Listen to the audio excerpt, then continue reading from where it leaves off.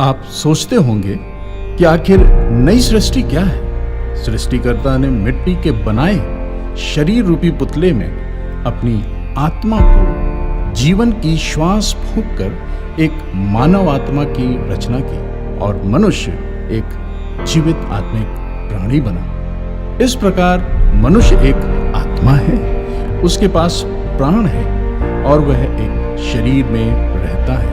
इससे पहले आदम में सारी मानवता की रचना हुई। संयोग या दुर्भाग्यवश पाप ने आदम की आत्मा में प्रवेश पाकर उसे मृत्यु और शैतान के वश में कर दिया। पाप में पड़े आदम जाति को पाप, श्राप, मृत्यु और शैतान के चुंगल से मुक्ति दिलाने के लिए सृष्टिकर्ता स्वयं दूसरा या अंतिम आदम होकर मनुष्य का देह धारण ले यीशु के नाम में मनुष्य बन गया। इस प्रकार मानव की आत्मा को पाप के बंधन से छुड़ाने और उसे नया बनाने के लिए यीशु ने क्रूस पर अपना लहू बहाया। यीशु मरे हुए में से मृत्यु के बंधन को तोड़कर जी उठा कि हर विश्वास करने वालों को नया जीवन दे सके।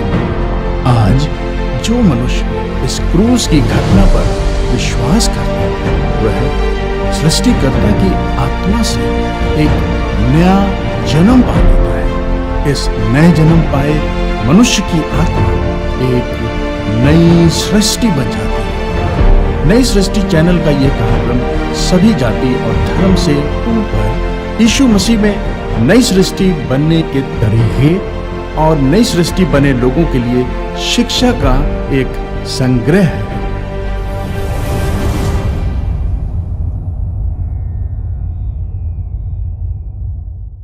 प्रभु यीशु मसीह के मधुर नाम में नई सृष्टि के इस कार्यक्रम में अपने तमाम दर्शकों का पवित्र आत्मा की इस सीरीज में सभी का स्वागत करते हैं। विषय तो पवित्र आत्मा का है और इस पवित्र आत्मा की सहायता से ही एक विश्वासी अपने आत्मिक जीवन में उन तमाम कामों को कर सकता है, उन सेवकाइयों को कर सकता है, उस फल को जो पवित्र आत्मा का फल है और साथ ही उन वरदानों को जो पवित्र आत्मा के वरदान हैं अपने जीवन में उन्हें बढ़ावा दे सकता है।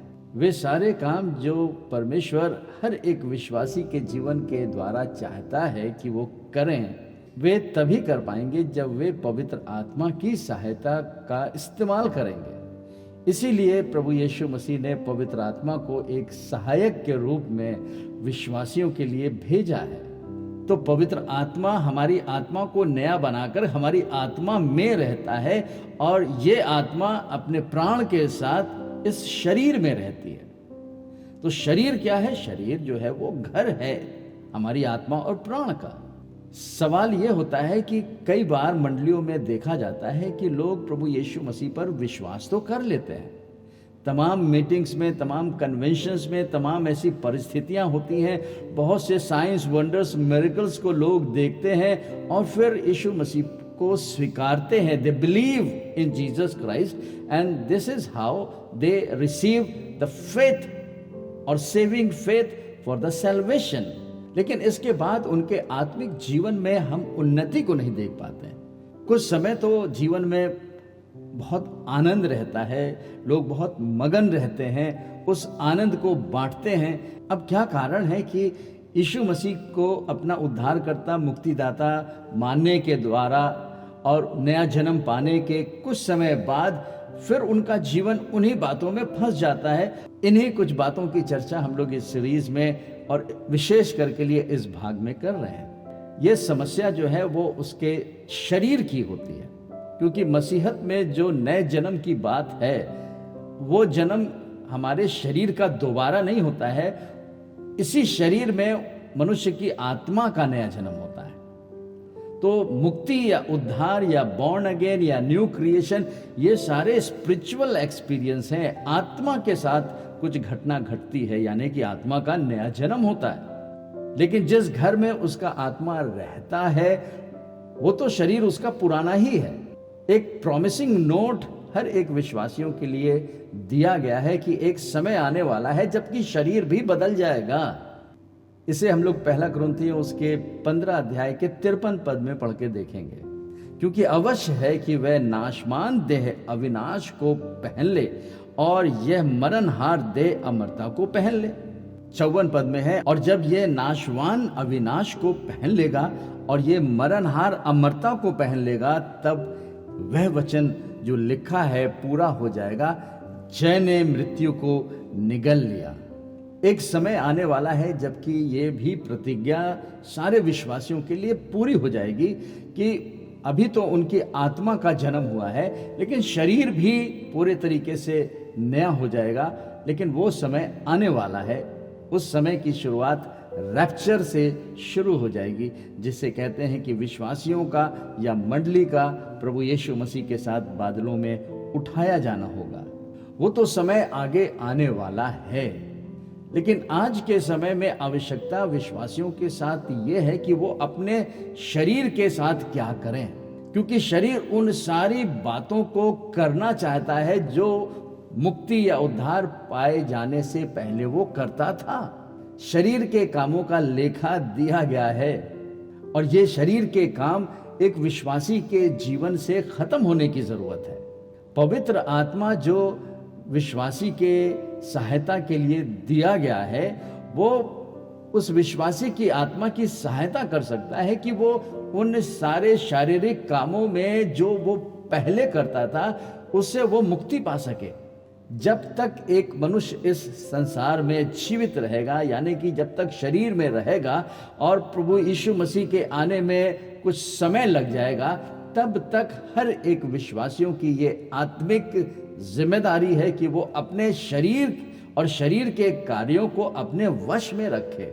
और ये शरीर के काम तभी वश में रहेंगे जब उस विश्वासी का जो प्राण है, जो माइंड है, जो विल है, इमोशन है, जो उस विश्वासी की सारी उन पुरानी मेमोरीज को स्टोर करके रखता है, वे सारे विचार, वो सारे ख्याल, वो सारी बातें जो मुक्ति पाने से पहले उसके जीवन में घटी थी, वो स्टोर हो जाती है, जैसे कि कंप्यूटर में वो सारी बातें स्टोर रहती हैं।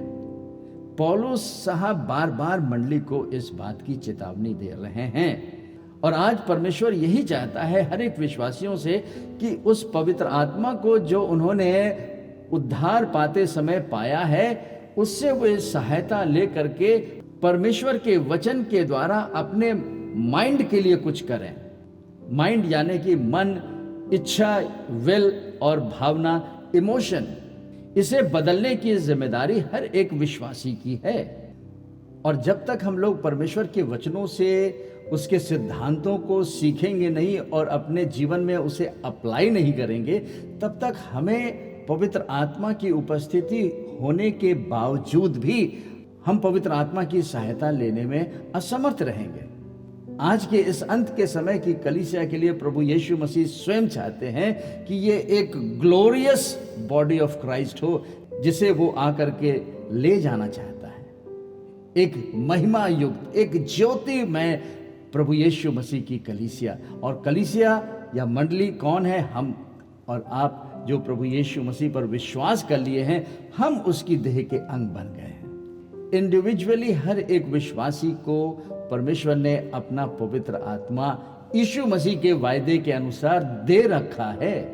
लेकिन वो पवित्र आत्मा कैसे विश्वासी की सहायता करेगा? उस विश्वासी को परमेश्वर के वचनों में उन सिद्धांतों को सीखना होगा। और कोई भी काम असंभव नहीं है, सब कुछ संभव है, लेकिन परमेश्वर के द्वारा, परमेश्वर के साथ, पवित्र आत्मा के द्वारा।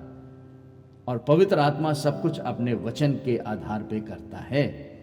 तो आज के इस भाग में हम लोग 3 वचनों को देखेंगे कि परमेश्वर का वचन संत पौलुस के द्वारा कि वे लोग जो प्रभु यीशु मसीह पर विश्वास रखते हैं, उन्होंने नया जन्म पाया है, उन्हें किस प्रकार से अपने माइंड को कंट्रोल करके अपने शरीर के उन तमाम कार्यों को, उन इंद्रियों को, उन सारे सेंसेस को कंट्रोल में हम करें। जब हम परमेश्वर के वचन से जानेंगे तभी हम उसको अपने जीवन में लागू कर सकते हैं। इतना ही जरूरी नहीं है कि हम आत्मा में तो जन्म पा लिए, हमारा उद्धार हो गया और हम स्वर्ग में चले जाएंगे। ये तो ठीक है, इसे कोई छीन भी नहीं सकता। लेकिन प्रभु यीशु मसीह ये चाहता है कि जिसके लिए उसने अपना लहू बहाया है, दाम चुकाया है, उसे संसार से छुड़ाया है, वो प्रभु यीशु मसीह के उन कार्यों को भी इस पृथ्वी पर कर सके। हर एक विश्वासी से प्रभु यीशु मसीह चाहता है कि वो उसकी सेवा करे, जैसे प्रभु यीशु मसीह ने इस संसार में रह के सेवा की। और ये संभव तभी हो सकता है जब हम अपने शरीर को अपने वश में कर सके। अपना वश मतलब अपनी आत्मा के द्वारा। Our spirit is the master. हमारी आत्मा जो है वो हमारे जीवन का मास्टर या स्वामी होना चाहिए, उस बड़े स्वामी के साथ जो पवित्र आत्मा के साथ रहता है।